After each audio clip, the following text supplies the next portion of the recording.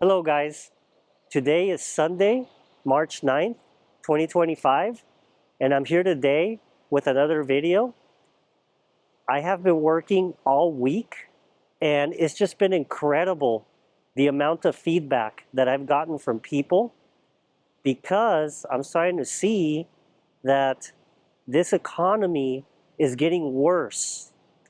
I can see it with the amount of delinquencies that I keep hearing about, not only from my clients, but also the people that they know. I hear a lot of stories every single day about people struggling to be able to pay their houses and to be able to pay their household bills. Even the people that I thought that were well off and are making six figures between two people, husband and wife, are still having issues to pay their monthly expenses and continue to save. This is a big indication that the economy right now is headed the wrong way.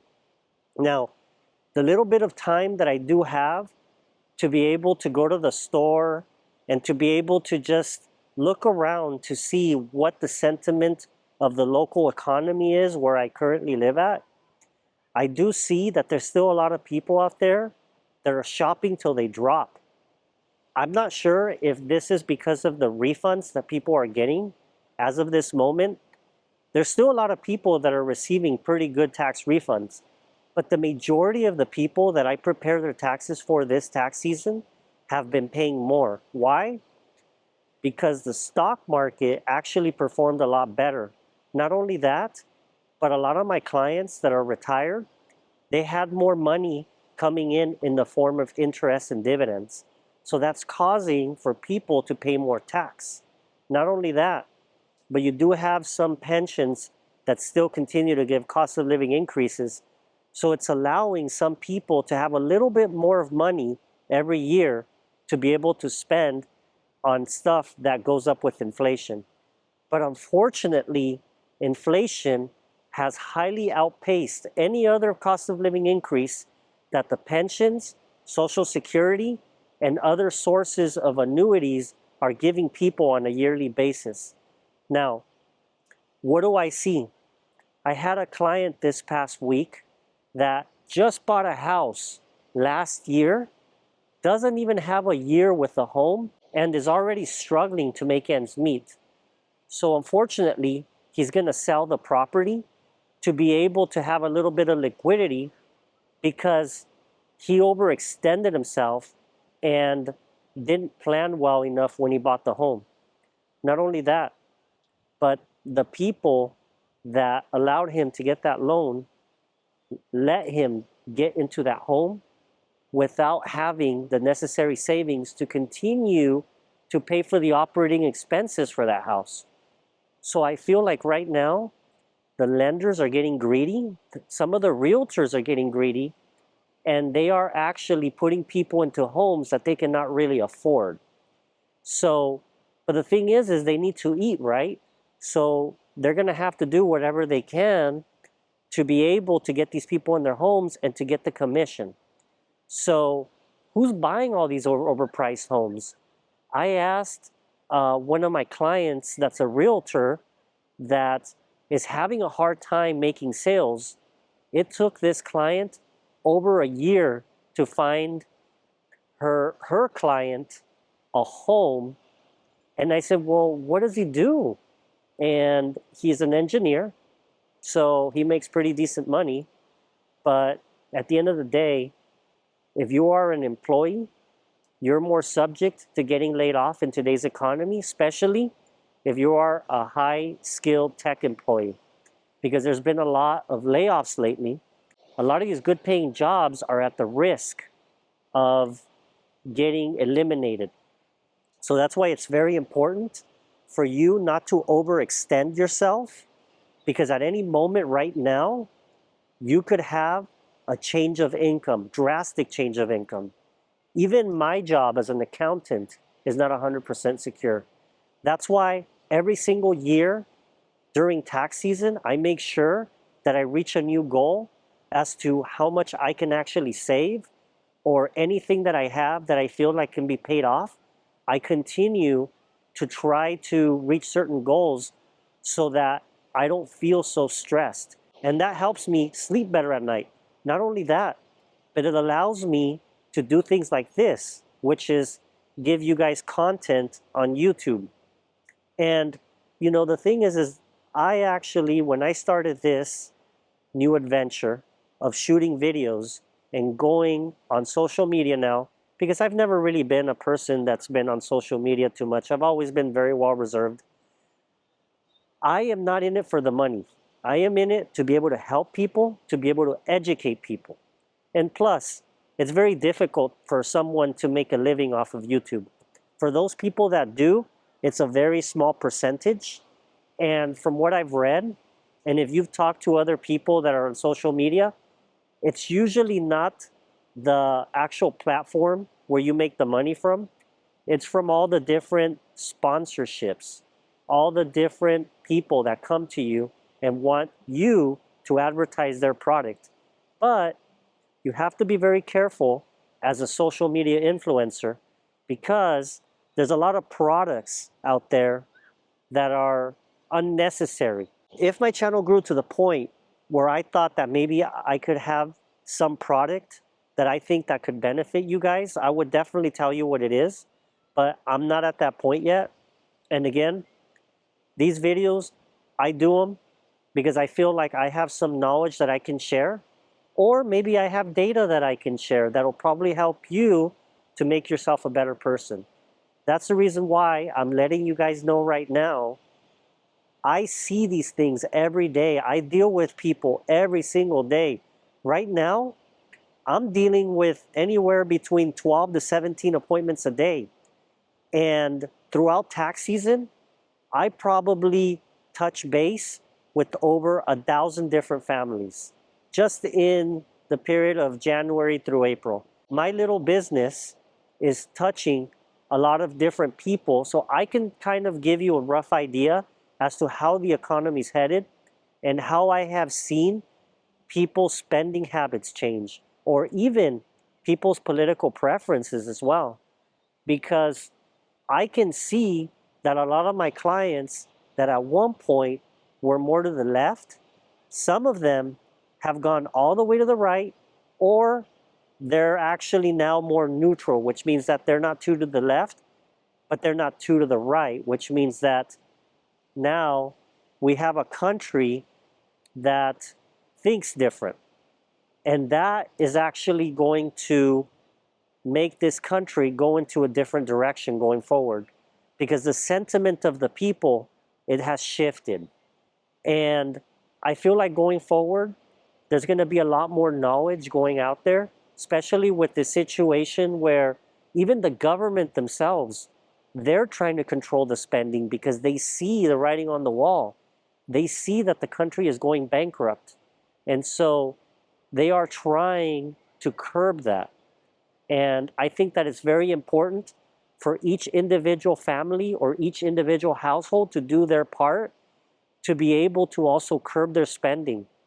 I myself have unfortunately made a lot of mistakes over the past as well. Just like everybody, we make financial mistakes, but it's never too late to correct them. So if you see that there's things that you don't need in your life, certain subscriptions, I think it would be a good idea for you today to go through all your monthly spending and see what is it that you can cut. Just like the government's trying to cut, you cut. I'm cutting, everybody's cutting. You don't have to do it drastically, but even if you do another $50 a month or $100 a month or $200 a month, that itself can help you to be able to pay something down faster. So if you have a mortgage or if you have a car payment, that you can pay off the principal faster. Get rid of some of the things that you don't need. I think that that's very, very important. And like I said, going forward, I think we're going to run into a lot of issues going forward where everything is going to continue to get more expensive. And so by you preparing, paying off as much debt as you can, saving as much as you can, you will sleep better at night. People around you will see it. You'll be able to focus your energy on other stuff that's going to make you better.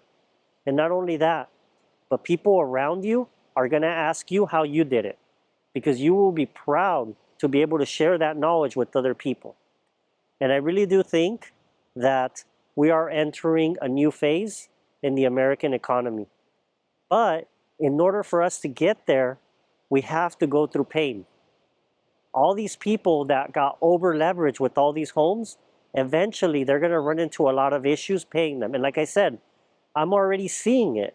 I've seen several clients this week that are having problems paying their homes, and it's people that have bought their homes in the last 3-4 years. I think it's unfortunate. I think there's ways that these people can still hold on to those homes, but I don't think that they bought these homes at the right price.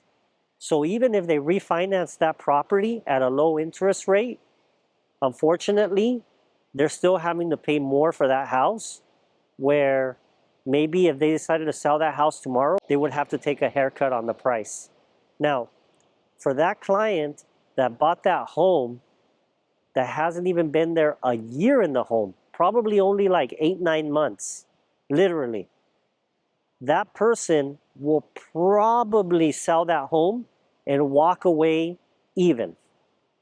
He is one of the few, after realtor expenses, that might walk away with the money that he put in and just move on with life. But unfortunately, wherever he finds to go, he's going to have issues, because now we are in a situation in Southern California where people don't know where to go, especially the people in the area close to the wildfires. These rents are insane.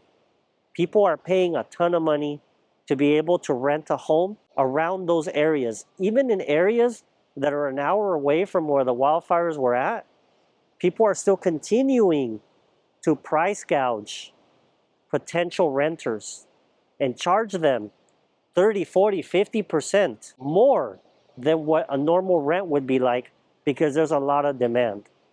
And even then, we are not in an economy right now where people should be paying more than what a property is really worth in today's market. And yet, there's people out there right now that are still trying to pay more than what the sellers are asking for on their listing price, which I think is ridiculous. You have to be really careful when you purchase a property to make sure that you get a really good deal. Because even if you get it at a low interest rate or a high interest rate, or even if you buy down the interest, it doesn't matter. It matters how much you pay for that property. That's what matters. These are just little things that I've seen with people. They're just having a harder time paying their bills. I'm getting a lot of feedback from my customers about cutting back. And even people that are wealthy, even people that have several $1,000,000 in assets, are still cutting. They're still worried. They're worried. There's a lot of uncertainty out there right now. There's only a small group of people that probably don't care. But even the people that are wealthy are still in concern as to where this economy is headed. Because a lot of these people depend on the stock market.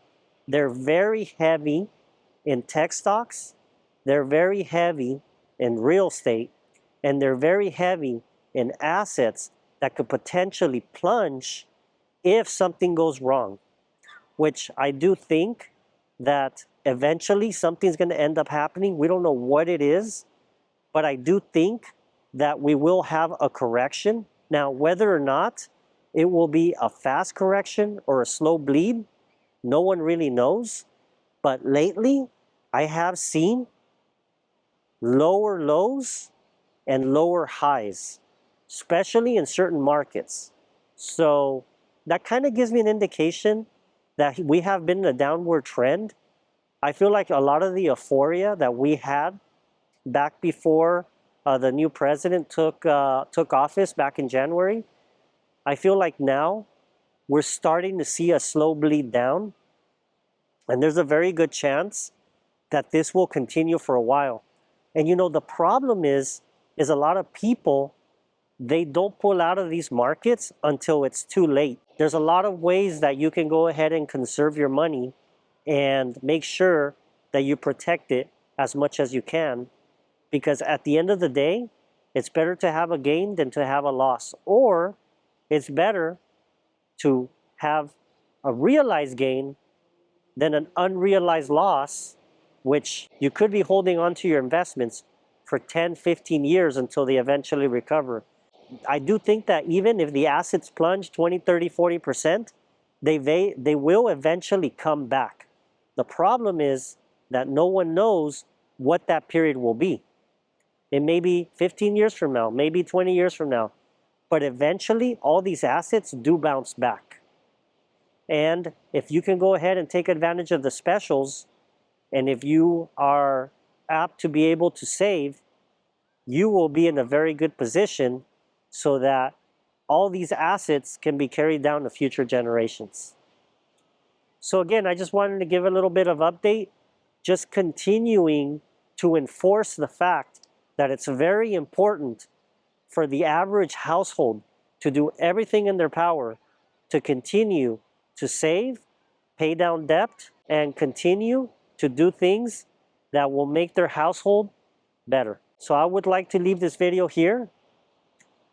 I'm going to continue to enjoy my Sunday. As soon as I can, I will continue to post more videos. It's still very difficult for me. March has just been crazy. It's going to get crazier for all you people out there that prepare taxes, whether it be a CPA, enrolled agent, or tax preparer. Good luck to you. There's a lot of business out there for anyone that wants to start an accounting business or a bookkeeping business.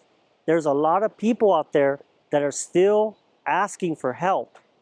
There's a shortage of accountants right now. I don't know how long that's going to last, but right now, work for us has been very good. It's more than enough. I do think that there's a lot of people out there that will probably agree with me. Maybe there's a couple of you that maybe are still struggling, but I'm in a very good position. I hope you guys are, and we'll go ahead and see you guys in the next one. Take care.